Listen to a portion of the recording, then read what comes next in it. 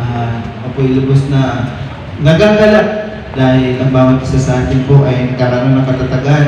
Kagaya nga po ng tagubilin po sa buong ng Hebreo, no? Sabi po sa buong ng Hebreo chapter 10 verse 23 na magpakatatag daw po tayo sa pag-asa natin at huwag daw tayo mag-alinlangan dahil tapat ang Diyos na nangako sa atin. At yun po, ilubos ko pinangawakan. Sobrang napakatapat po ng Diyos sa buhay ng bawat isa sa atin. At yun po, ilubos ko pinagpapasalamat sa Diyos sa lahat po ng kanyang ginawa sa aking buhay. Sa Diyos po ang kapulihan. At makapagbukas po kayo sa akin sa book po ng Mateo chapter 21 po. Start po tayo sa verse 18. Ang sabi po rito, pagka umaga nga nang siya'y bumalik sa bayan, nagutom siya. We're talking about Jesus Christ. Ang sabi po, at pagkakita sa isang puno ng igos sa tabi ng daan, ay kanyang nilapitan at walang nasumpungang anuman doon. Kundi mga dahon lamang. At sinabi niya rito, mula ngayon huwag kang magbunga kailanman, at magdakay na tuyo ang puno ng igos. At nang makita ito ng mga alagad, ay nagtaka sila na nagsasabi, anong pagdakay na tuyo nga ang puno ng igos? At sumagot si Jesus at sinabi sa kanila, katotohanan sinasabi ko sa inyo, kung kayo may pananampalataya at di nag-aalinlangan. Ulitin ko po, ang sabi po ng Panginoong Jesus, kung kayo'y may pananampalataya at hindi nag-aalinlangan, hindi lamang magagawa ninyo ang mga nangyari sa puno ng igos, kundi maging sabihin ninyo sa bundok na ito, magpataas ka at magpasugwa ka sa dagat, ay mangyayari. At lahat ng mga bagay na inyong hingin sa panalangin na may pananampalataya ay inyong tatanggapin. Amen. Salamat po sa pagkabasa ng salita ng Diyos. Amen. So, ang buod po ng kwento, ang sabi po rito, nang si Jesus daw po ay nagutom. Amen. Nagutom daw po siya. Amen. Nilapitan niya daw po yung isang puno ng igos. Last time na tumayo po ako dito, napahayag po sa atin ng Diyos yung sa book po ng Isaias, kung di ko nagkakamali. Correct me if I'm wrong. Ang sabi po rin, yung pag-aanyaya po ng Diyos, pagbibigay ng chance sa bawat isa. Di po ba?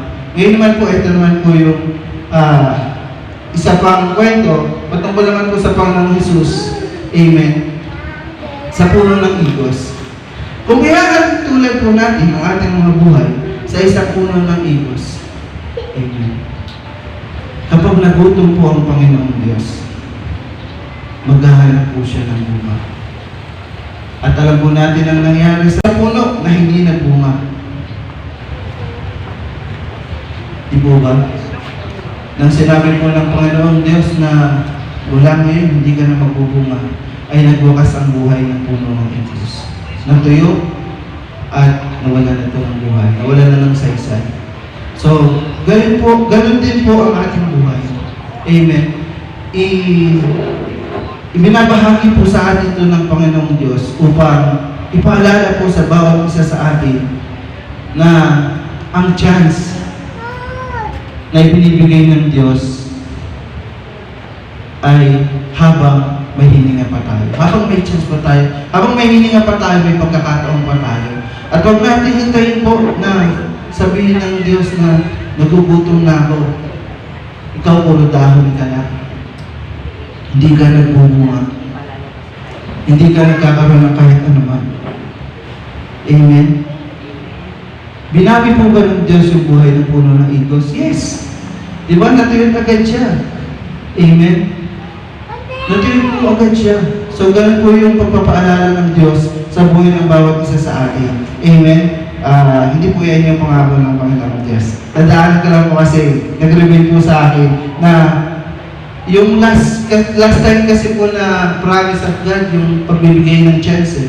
So, yun po, na ano po ako, kanina habang binabasa ko siya na biglang pumasok po sa isip ko na, ano, may hangganan pala yung chance na binibigay ng Diyos. Kaya po, lahat po tayo ay magbago. Amen. At sabi po ng Diyos dito, kung tayo daw po ay mayroong pananampalataya, kung tayo daw po ay hindi nag-aalinlangan sa Kanya, amen. Ano po ang sabi? Lahat daw po ng mga bagay na ginagawa ng Panginoong Hesus at higit pa roon. Amen. Ulitin ko po, lahat daw po ng bagay na ginagawa ng Panginoong Hesus at higit pa roon ay magagawa mo rin. Amen. Amen. Ano lang po yung sapat na kailangan? Dalawa lang. Huwag ka mag-alinlangan at manampalataya ka. Kanino? Sa Panginoong Hesus. Amen. Amen. Magbunga ka. Sumunod ka. Lahat po ng pangako ng Panginoon ay meron pong. Amen. Meron pong kung gagawin mo ito, kung susunod ka, kung tatalikdan mo yung kasalanan, kung mananampalataya ka, kung hindi ka mag-aalinlangan. Amen. Lahat ng mga bagay na ito. Amen. Ang sabi ng Panginoong Hesus, lahat ng mga bagay na ito ay magagawa mo rin. Amen. Amen. At higit pa. Amen. Higit pa ron. Higit pa po sa ginawa niya. Sinasabi po ng Panginoong Hesus na lahat daw po ng mga bagay na ito ay kaya mo gawin. Amen. Alam mo sikreto, huwag ka mag-alinlangan. Amen. Manampalataya ka. Amen. Nananampalataya po ba ang bawat isa? Amen. Amen. Kung tayo po'y nananalangin, tayo po'y humihingi, kasi sabi po ng Panginoong Hesus dito, at ang lahat ng bagay na iyong hingin sa panalangin ay iyong, na may pananampalataya ay iyong tatanggapin. So kung tayo po pala nananalangin, dapat daw po pala, lubos yung ating pananampalataya, at hindi daw po tayo nag-aalinlangan sa mga bagay na ating hinihingi, lalo na sa Panginoong Diyos. Kagaya po ng sinabi ko kanina, tapat po ang Diyos na nangako po sa atin. Amen. Dito po sa buko ng John, chapter 15, akin din pong nabasa, amen, yung patungkol po sa bunga. Ang sabi po niya rito, basahin ko po, simulan po natin sa verse 7. Ayun pa po ang 3 minuto. Kung kayo magsipanatili sa akin, at ang salita mo ay magsipanatili sa inyo, ay hingin ninyo ang anumang inyong ibigin at gagawin sa inyo. Amen. Halos magkarugtong lang po siya, no? Magkarugtong lang po siya. Amen. Ang sabi po rito, kung kayo ay magsisipanatili sa akin, at ang salita mo ay magsisipanatili sa inyo, ay hingin ninyo ang anumang inyong ibigin at gagawin sa inyo. Sa ganito'y lumuluwalhati ang aking Ama na kayo ay magsipagbunga ng marami. Ito na naman po yung bunga. At ganyan kayo yung maging aking mga alagad. Amen. Ang sabi pa po rito, kung paano inibig ako ng Ama, agayon din naman inibig ko kayo. Magsipanatili kayo sa aking pag-ibig. Kung tinutupad ninyo ang aking mga utos, ay magsisipanahan kayo sa aking pag-ibig. Gaya ng aking pagtupad sa mga utos ng aking Ama. At ako'y nananatili sa kanyang pag-ibig. Ang mga bagay na ito ay sinalita sa inyo upang ang aking kagalakan ay mapasa inyo at upang ang inyong kagalakan ay malupos. Ito ang aking utos na kayo'y magsipag-ibigan sa isa't isa na gaya ng pag-ibig ko sa inyo. Walang may lalong dakilang pag-ibig kaysa rito na ibinigay ng isang tao sa kanyang buhay dahil sa kanyang mga kaibigan. Kayo'y aking mga kaibigan, kung gagawin ninyo ang mga bagay na aking inimutos sa inyo, hindi ko na kayo tatawagin mga alipin, sapagkat hindi nalalaman ng alipin kung ano ang ginagawa sa kanyang Panginoon. Ngunit tinatawag ko kayong mga kaibigan, sapagkat ang lahat ng mga bagay na narinig ko sa aking Ama ay ipinapakilala ko sa inyo.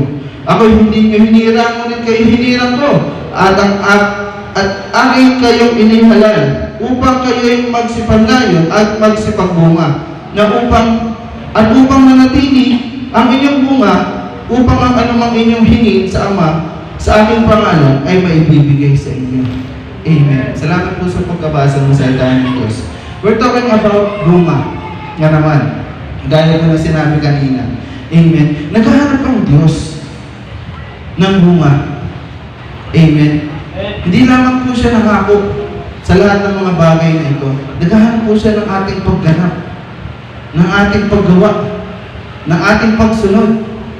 Amen. Ano po ba yung mga bagay na ito na sinasabi ng Panginoong Diyos? Basahin po natin ang Biblia. Malalaman po natin kung paano tayo magbubunga. Amen. Kung paano po tayo magsisipagbunga ang lahat. Amen. At pag tayo daw po yung nasumpungan ng Diyos, ang sabi niya po rito sa last verse, di po ba? At upang manatili ang inyong bunga, upang anumang inyong hingin sa Ama, sa aking pangalan, ay maibibigay sa inyo. Amen. Ang tao na nanatiling may bunga, upang ang sino man daw po bumiling sa Ama, sa kanyang pangalan, ay maibibigay. Amen. Yung may bunga daw po. Amen. Ano po ba ito yung mga bunga na to? Amen. So malalim na po yan, masyado nang malayo. Yung bunga po yan na espiritu na sinasabi po ng ating Panginoong Diyos. Amen. Kung ito daw pong mga bunga na to ay nasumpungan sa atin, amen, ay malulubos daw po. At kahit ano daw pong hingin natin sa kanyang pangalan, amen. Ano pong sikreto para po tugunin ng Diyos ang panalangin mo? Ano pong sikreto kapag tumawag ka sa Diyos ay dinidinig ka agad? Ano pong sikreto? Amen. Ano pong sinabi? Di po ba? Sumampalataya ka at huwag kang mag-alinlangan. Amen. Ang hirap po sa akin kasi nag-aalinlangan tayo eh.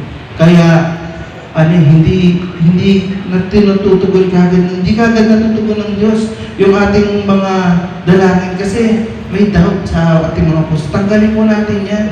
Amen. Tanggalin po natin lahat yan. Amen. Lipusin po natin ang ating pananampalataya at tapat po ang Diyos na nangako, ano siya sabi, ano mang hingin mo ay kanyang ibibigay sa iyo. Yun po ang pangako ng Diyos sa araw na ito. Palakpakan po natin ang buhay ng Diyos at bibigyan mo kayo sa susunod na tatayo. Palakpakan